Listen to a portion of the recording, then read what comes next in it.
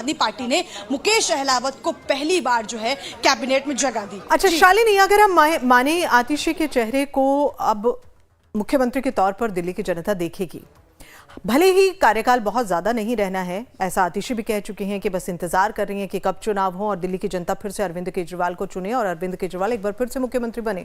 लेकिन दिल्ली की जनता पर ये चेहरा, जो आतिशी का चेहरा है, भले ही 4 महीने के लिए है, कितना असर जो है, और खास तौर पर ये जो फैसला है आम आदमी पार्टी का, ये दिल्ली की जनता के जो जहन पर क्या कुछ फर्क ला सकता है? इसका कोई फायदा मिल सकता है या कुछ नुकसान जो है वो आने वाले चुनाव में देखने को मिल सकता है आम आदमी पार्टी को?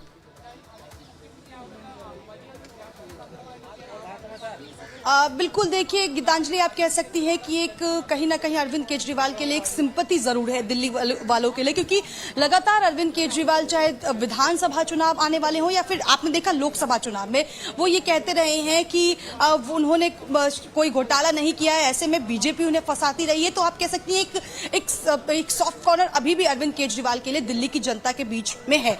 और 10 साल वो मुख्यमंत्री रहे हैं और आप देखिए कि अपने कार्यकाल में उन्होंने बहुत काम ऐसे किए हैं जो वाकई में कहीं ना कहीं उन्हें लोकप्रिय बनाता है। और लोकप्रिय इसलिए भी क्योंकि वो पहले जिस पद पर रहे, उसके बाद राजनीति ज्वाइन किया, तो ग्राउंड से निकलकर वो जिस पद पर आए हैं उसको लेकर एक कहीं ना कहीं दिल्ली वालों के मन में खास तौर पर उनके लिए एक इज्जत और प्यार जरूर है। और यही प्यार हमेशा विधानसभा चुनाव में देखने को जरूर मिलता है जब आम आदमी पार्टी को पूर्ण बहुमत के साथ जो है सत्ता में लाया जाता है। और इस बार जब अरविंद केजरीवाल ने यह फैसला किया कि वो अपने पद से इस्तीफा देंगे और दिल्ली की जनता के बीच में जाएंगे, तो अब उन्होंने पूरी जिम्मेदारी जनता पर सौंप दी है। और उन्हें कहीं ना कहीं भरोसा इस बात का है कि जो उन्होंने काम किए हैं, जितने वो लोकप्रिय रहे हैं, ऐसे में दिल्ली की जनता उन्हें सत्ता में जरूर लाएगी। आप कई ऐसे काम देख लीजिए जो वाकई में कहीं ना कहीं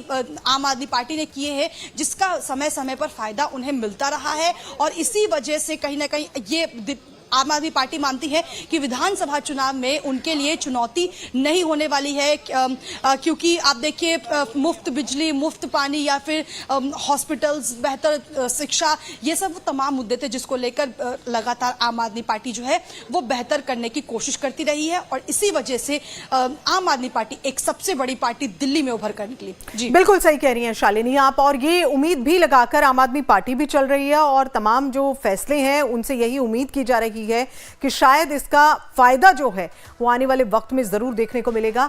और अब हम कुछ आपको यहां दिखा रहे हैं कि दिल्ली में महिला मुख्यमंत्री जो हैं 3 बनी हैं।